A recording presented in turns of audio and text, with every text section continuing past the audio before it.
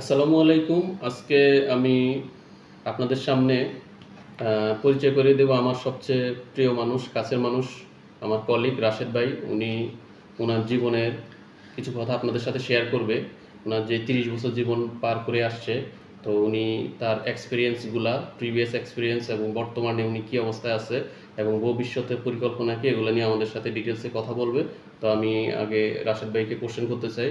রাশেদ ভাই, আসসালামু আলাইকুম, কেমন আছেন? ওয়ালাইকুম আসসালাম ভাই, ভালো আছি। কেমন আছেন ভাই? আলহামদুলিল্লাহ ভাই। অবশ্যই আপনি শুনছেন যে আমি কি বিষয় নিয়ে আপনার সাথে কথা বলবো। জি ভাই, তো জি। কোশ্চেনের অ্যান্সারগুলো আপনার কাছ থেকে চাচ্ছি আমি। জি ভাই। প্রথমেই ধন্যবাদ ভাই এত সুন্দর একটা কোশ্চেন করার জন্য। কারণ আসলে এই আমার আমার যে লাইফের জার্নিটা, এই জার্নিটা হয়তো শেয়ার করলে অনেকেই অনেক কিছু তাদের লাইফের সাথে কম্পেয়ার করে হয়তোবা কিছু শিখতে পারবে। সো আমি আমার লাইফের ঘটনাটা বলি। আমি আসলে ঢাকা শহরে আসছিলাম সেই 2010-11 দিকে। তখন আসছিলাম ক্রিকেট খেলতে। লাইফে প্রফেশনালি ক্রিকেট খেলার জন্য আসছিলাম ঢাকা শহরে। এরপরে ক্রিকেটে সাকসেস আনতে পারিনি, তাই আমি ক্রিকেট থেকে বাদ দিয়ে বিজনেস স্টার্ট করি। তো বিজনেসের পরে বিজনেস মোটামুটি ভালো করছিলাম। তখন পার্টনারদের সাথে একটা ঝামেলা হওয়ার পরে আবার নতুন করে বিজনেস স্টার্ট করছি। সেটাও ভালো করছিলাম। ভালো করার পরে সেখানেও পার্টনারের সঙ্গে প্রবলেম হওয়ার পরে আবার বিজনেস স্টার্ট করছি।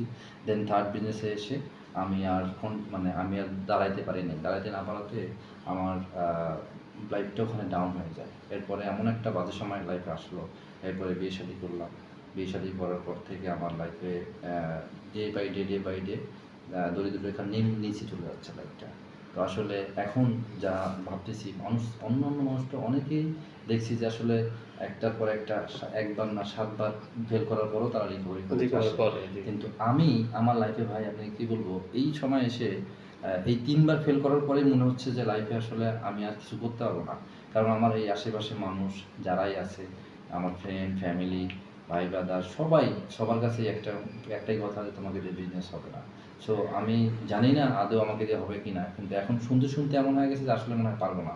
বাট লাইফের এই ৩২ বছর পার হওয়ার পর এখন এসে মনে হচ্ছে যে আসলে বিজনেসে যে সময়টা আমি আগে দিতাম আর এখন জবে যে সময়টা দিতেছি, এটার মধ্যে আসমান জমিন তফাৎ। তখন যে আমি যদি এখনকার সময়টা বিজনেসে আমি দিতাম, হয়তোবা ইনশাআল্লাহ আমার বিজনেস এখন ইনশাআল্লাহ টপে থাকতো।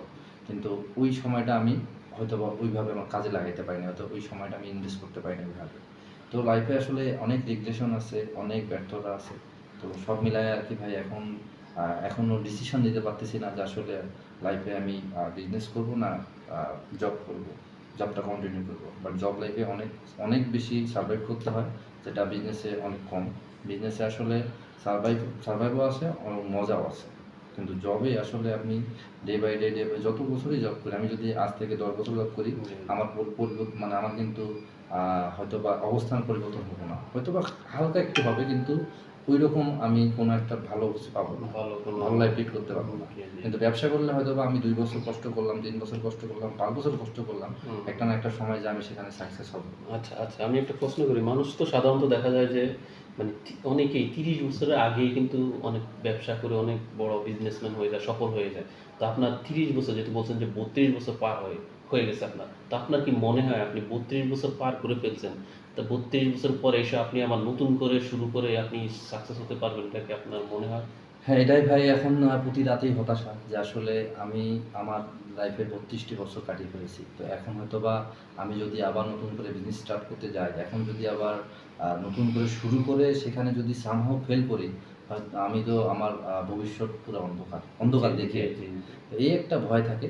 কিন্তু সব কথা শেষ কথা হলো ভাই, যেহেতু আগে বিজনেস করে আসছি, তো একটা এক্সপেরিয়েন্স আছে। ওইটা যদি আমি কাজে লাগায়া এখনকার এখনকার এনভায়রনমেন্টের সাথে কাজে লাগায় যদি সেটা আমি এপ্লাই করতে পারি, আই হোপ যে আমি আবার ব্যাক করতে পারবো উইথিন 4 and 5 ইয়ার্স জি, জি। মধ্যে। ধন্যবাদ রাশেদ ভাই, আপনি আপনার গুরুত্বপূর্ণ কথাগুলো আমাদের সাথে শেয়ার করার জন্য। আমরা এই আপনার কথাগুলো থেকে অনেক কিছু শিখতে পারবো, জানতে পারবো এবং যারা শুনবে তারাও আপনার এই লাইফস্টাইল বা আপনার এই জীবনে যে উত্থান-পতন, এগুলা দেখে আপনারা অনেক কিছু শিখতে পারবে এবং জানতে পারবে, ভবিষ্যতে তাদের কাজে লাগবে। ধন্যবাদ রাশেদ ভাই এত সুন্দর কথা বলার জন্য। ভালো থাকবেন, দোয়া করি।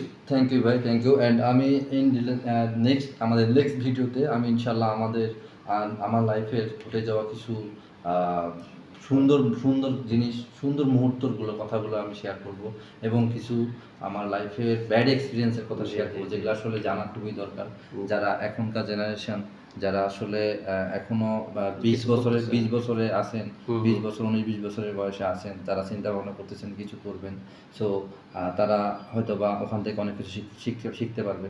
কিন্তু আমি এই 20 থেকে 30 বছরে, আমার 30 বছরের পদার্পণ করছি, যে আমি যে কি করছি এটা আমি এখন আমার লাইফের অ্যাচিভমেন্ট বলতে কোনো কিছু নাই, জি, যা জি। আছে শুধু এক্সপিরিয়েন্স আছে। এক্সপেরিয়েন্স, হ্যাঁ, ওইটাকে কাজে লাগিয়ে কিভাবে আবার ভালো কিছু করা জি, যায়, জি, এটা জি। এই প্রত্যাশা থাকলো আমাদের।